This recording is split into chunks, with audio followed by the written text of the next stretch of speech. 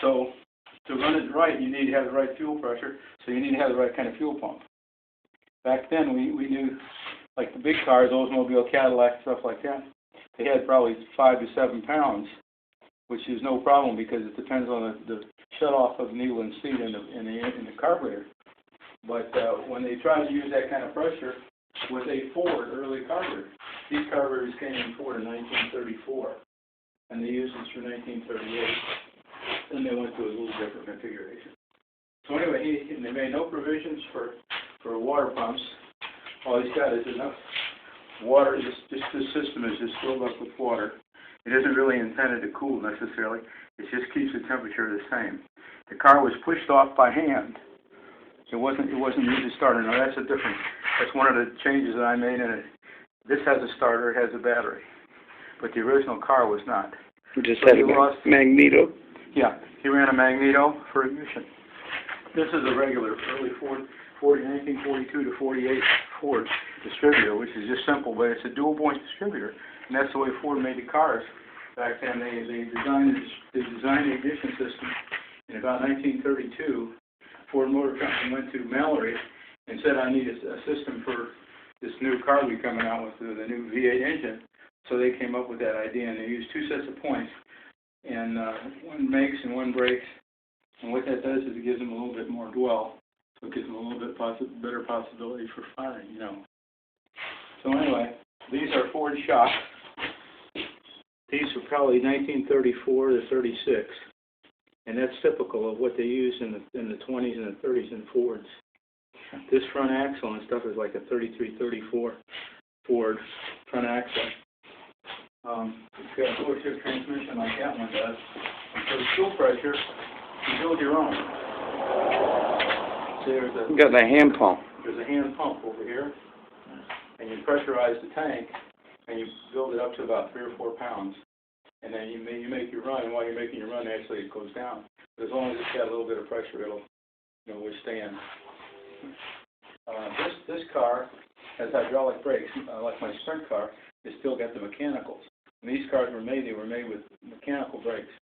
And the car that they've got, Ronnie and Robbie, is a mechanical brake car, and in a way, it's a better system because you don't have any leaks. Exactly. You don't have any problems because of that. You can set the car up for years. And go out there and you got brakes. Yeah. You know, you don't have stuck wheel cylinders and master cylinder and stuff like that.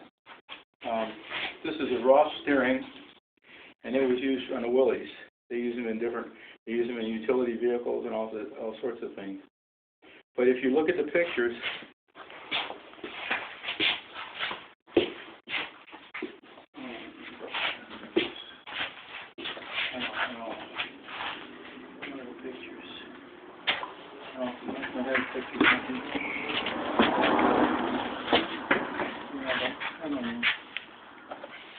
here. Yeah, this is. You get that stuff out of there a little bit. Ooh. So this is the car. And what's interesting about this picture and this article was put in a 1951 Hot Rod magazine. I bought the magazine new in 1951. I was 12 years old.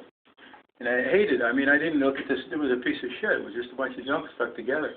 And I was interested in real cars, complete cars. You don't even see pictures of, like this. This is built by the same guy that this is here. And his brother was Winfield. Gene Winfield was a famous painter and stuff like that. He's still alive, ain't he? Yep. But look at how neat that car is, and then look at this piece of crap. Mm-hmm. But anyway, this is Dino Don Nicholson. He was from Atlanta, moved out to California, but he's racing this car, the one the original car. Wow. That's cool. Pretty neat. Wow. Yeah. And this is a good picture of it right there. Oh yeah. Yeah. That's Dick Kraft. Turn that around so it faces out, please. Face it like that? Yeah.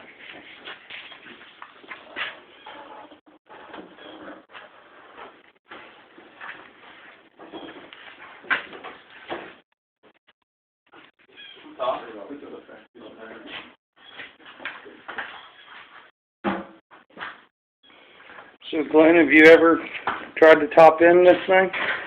No, I did an 8 mile by 52 miles an hour. How many? 62. 62? The problem was we had the rear end locked, Yeah. and if there's any differential in the tires traction or something like that, It would go left or right. Go. Mhm. So I took it, I unlocked it, took it apart after we built the car, after I drove it, and I asked Don Garlitz, and he says no. He said we unlocked them. We used them unlocked. We didn't, you know, because the possibilities of the track being poor on one side or something. Right, or and blowing the tire. Yeah. Yeah. So he said for that reason, he said we had an open rear end. Okay, now are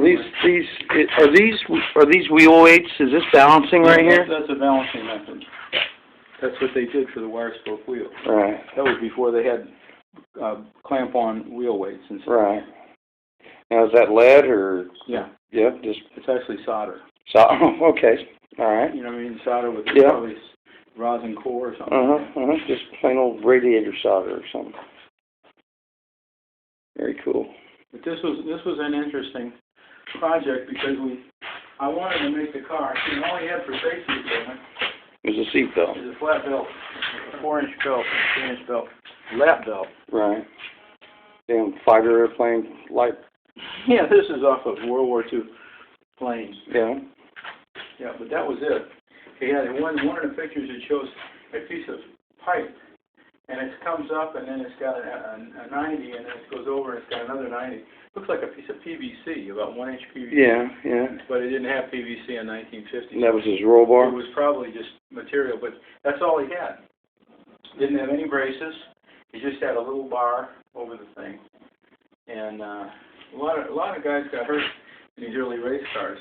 Sure. That's the reason that car outside was no longer raced. That class was raced for 3 months or 4 months in 1947 or 48. That was one of the original classes that NASCAR set up for races.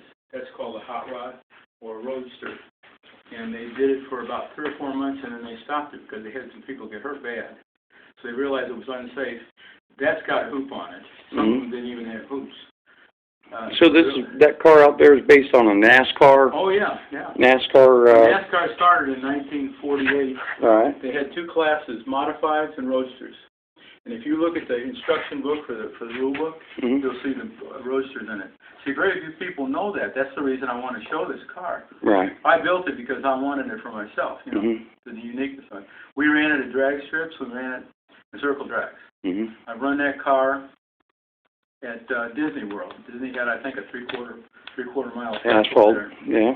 And it was neat because we put the camera on the car. It was a kind of we had a vibration problem. But what we do is they were trying to hold us down, so we just go, let's slow down and let them get away from us, you know. Right. And then we could run up to them. Right. It was fun.